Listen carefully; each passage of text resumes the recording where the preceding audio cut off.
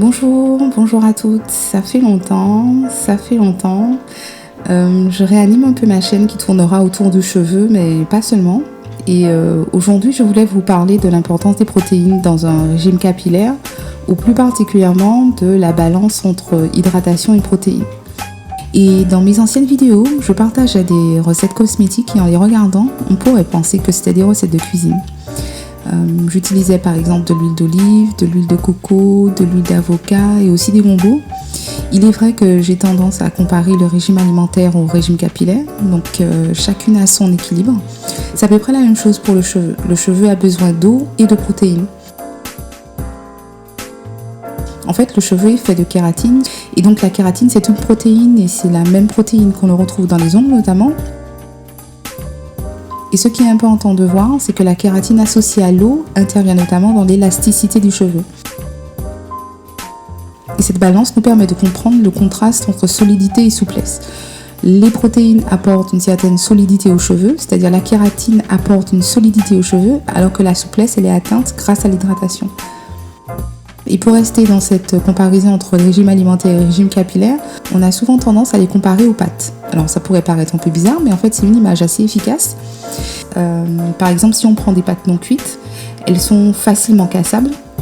Pourquoi ? Parce qu'elles sont complètement déshydratées et donc elles sont fragiles. C'est exactement la même chose pour le cheveu. Par contre, quand elles sont cuites à point, il est facile de les manipuler, elles sont gorgées d'eau, voilà pourquoi elles sont élastiques et souples. C'est la même chose pour le cheveu quand on arrive à trouver cette balance entre hydratation et protéines. Par contre, quand les pâtes sont trop cuites, elles sont gluantes, elles sont collantes, et la comparaison avec le cheveu est plus ou moins la même. Dans ce cas, le cheveu sera mou, cassant, et cela arrive quand on hydrate trop souvent ses cheveux, par exemple tous les matins, quand on les mouille tous les jours. Et le problème surgit également quand on ne fait pas assez de soins fortifiants. Donc il faut trouver un équilibre entre soins fortifiants et soins hydratants.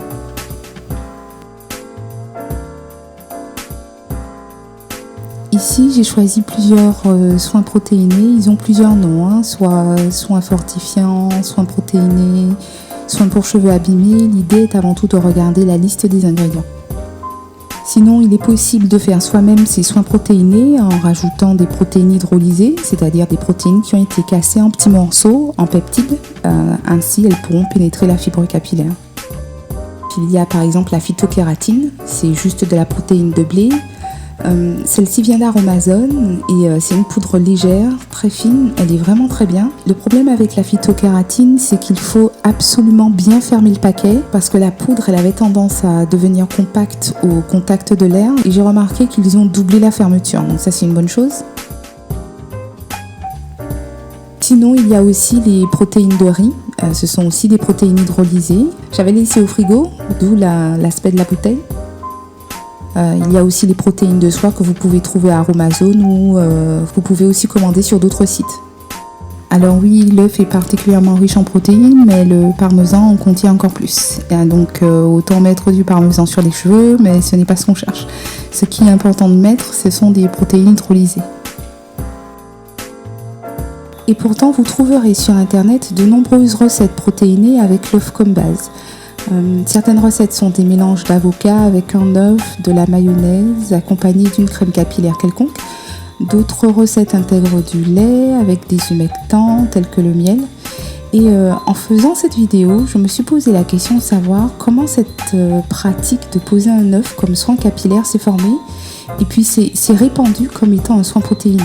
Et pour mieux comprendre, on va remonter le temps et on va atterrir autour de 1950. This is an egg, and I'm Julia Mead. And nothing puts that magic sheen in your hair like an old-fashioned egg shampoo. Except Richard Hudnut Enriched Cream Shampoo, with real eggs powdered into the golden lotion to give all the magic sheen of an old-fashioned shampoo the easy way. See the clean and beautiful sheen on Louise's hair. You'll have it too with Richard Hudnut Shampoo. And to seal in that sheen, use this perfect shampoo finish. Richard Hudnut Cream Rinse. Et c'est là qu'on comprend qu'à l'époque et même avant, l'œuf était utilisé dans les produits capillaires en tant que shampoing. Pourquoi ? Parce que l'œuf contient des lécithines, encore appelées phosphatidylcholine. Ce qu'il faut savoir, c'est que les lécithines sont des émulsifiants naturels, donc biodégradables, présents notamment dans les fèves de soja et le colza. Ce sont aussi des ingrédients qui se vendent à part, comme vous le voyez, car ce sont des conditionneurs capillaires, c'est-à-dire qu'ils apportent une certaine souplesse aux cheveux et donc facilitent le démêlage.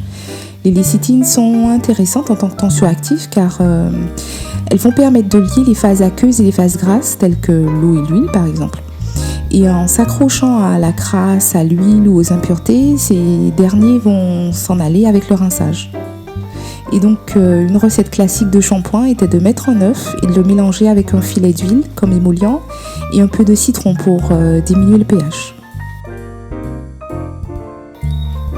Mais cela ne répond toujours pas à la question de savoir comment cette pratique de l'œuf s'est-elle répandue et s'est établie comme étant un soin protéiné. Et c'est là qu'on en vient à Internet. C'est au début des années 2000 que les communautés afro-américaines surtout se sont dévoilées sur la toile à travers leurs écrits, leurs blogs et encore mieux en vidéo. Et un des premiers sites très fréquentés à l'époque était le forum Long Hair Care.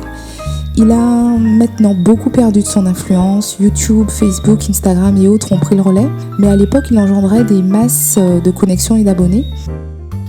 Et ce qui est important de noter, c'est que le retour au naturel, c'est-à-dire cette nouvelle acceptation, cette revalorisation du cheveu crépus, n'est venu que par la suite. Ce n'est pas venu tout de suite. Mais ce qui est intéressant de voir, c'est que ce retour au naturel a généré un regain d'intérêt aux produits naturels, aux ingrédients naturels.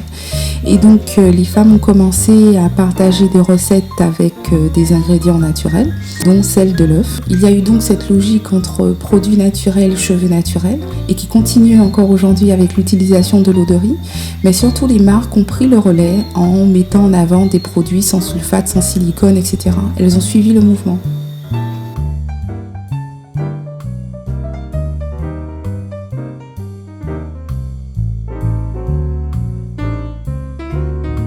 Ainsi, Internet a ouvert d'autres types de rencontres, des face-à-face, des meet-up, où là encore, les femmes se dévoilent autrement. On se coiffe, on se regarde, on apprend des gestes de l'autre, ou du moins, on essaie de réapprendre les gestes, et ce, en groupe. Ce travail d'apprentissage et d'influence n'est plus fait seul, tel qu'à travers la publicité, telle que celle qu'on vient de voir, ou en face d'un écran. Mais ce travail d'apprentissage et d'influence se faisait en groupe. Aussi, ces gestes n'étaient pas forcément assurés, je veux dire pas certains. Ils étaient un peu hésitants, tâtonnants, mais l'idée était toujours d'apprendre l'une de l'autre et surtout d'apprendre à faire soi-même, comme un régime capillaire, exactement comme les recettes. Ici, j'ai choisi des images qui reflètent cette même structure d'échange. On échange des recettes, des astuces, des coiffures et on guide les mains, on se regarde à nouveau et par la suite on s'expose. On s'expose sur la toile, on s'expose à travers les réseaux sociaux et chacune dévoilait ses beautés.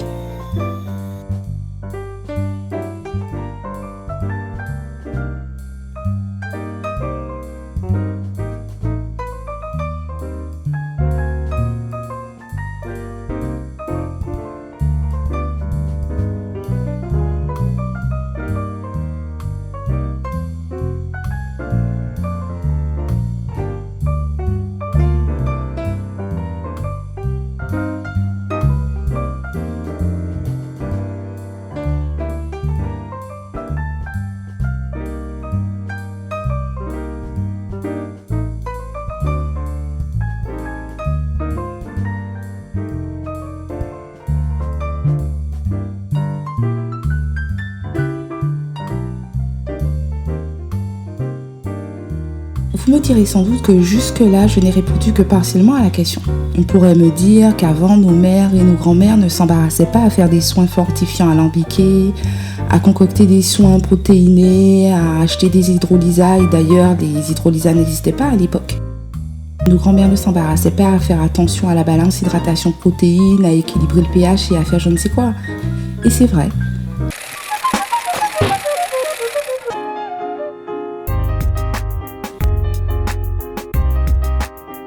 Cependant, si on revient en arrière, nous sommes en Martinique le 26 janvier 1939, soit 8 mois avant la Seconde Guerre mondiale. La montagne Pelée était toujours aussi têtue et Joséphine avait encore toute sa tête. Pour celles qui ne sont pas de Martinique, c'était la statue de Joséphine de Beauharnais, la femme de Napoléon, et la statue en question n'a plus de tête. Mais qu'importe Joséphine, si vous faites attention aux personnes sur ces images, et particulièrement aux femmes, celle-ci avait pour beaucoup la tête attachée. Certaines portaient des chapeaux, ici on voit les laventières, et d'autres étaient coiffées avec des grosses nattes ou encore avec des tresses très simples. Ces images sont celles d'une famille américaine qui était en voyage dans la Caraïbe et en Martinique notamment.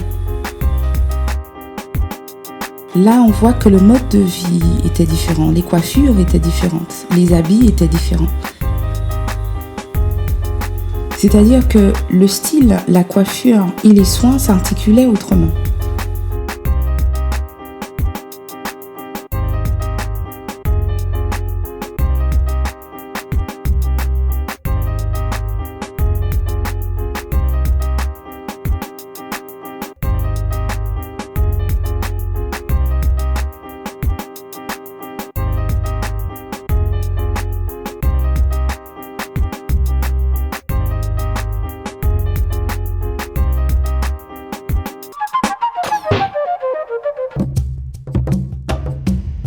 Et là, si on remonte encore dans le temps, nous arrivons à 1936, nous sommes près du fleuve du Niger.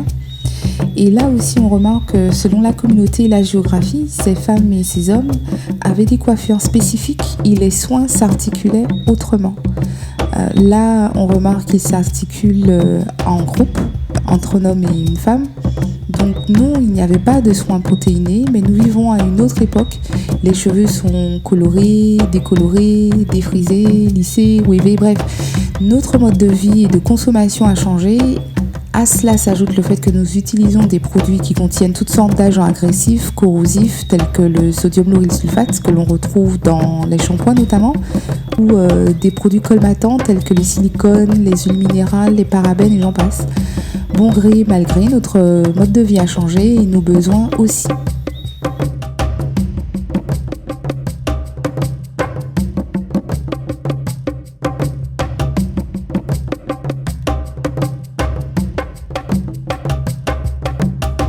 Et voilà pour le mystère de l'œuf. La texture comme la couleur jouent un rôle essentiel dans la commercialisation des produits.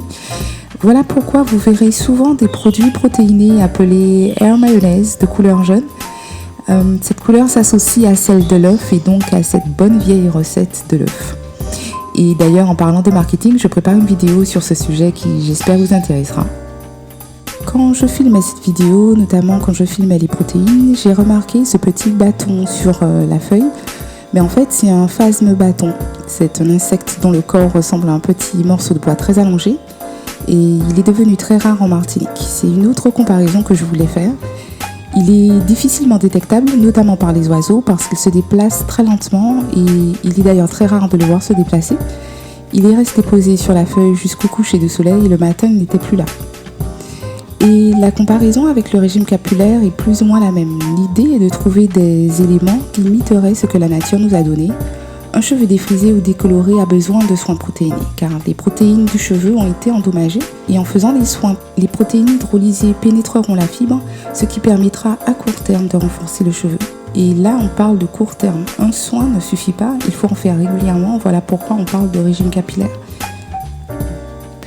Et voilà pour aujourd'hui. Je vous montrerai dans une autre vidéo une recette capillaire très facile que j'ai faite. Et j'expliquerai étape par étape comment la réaliser. Et voilà.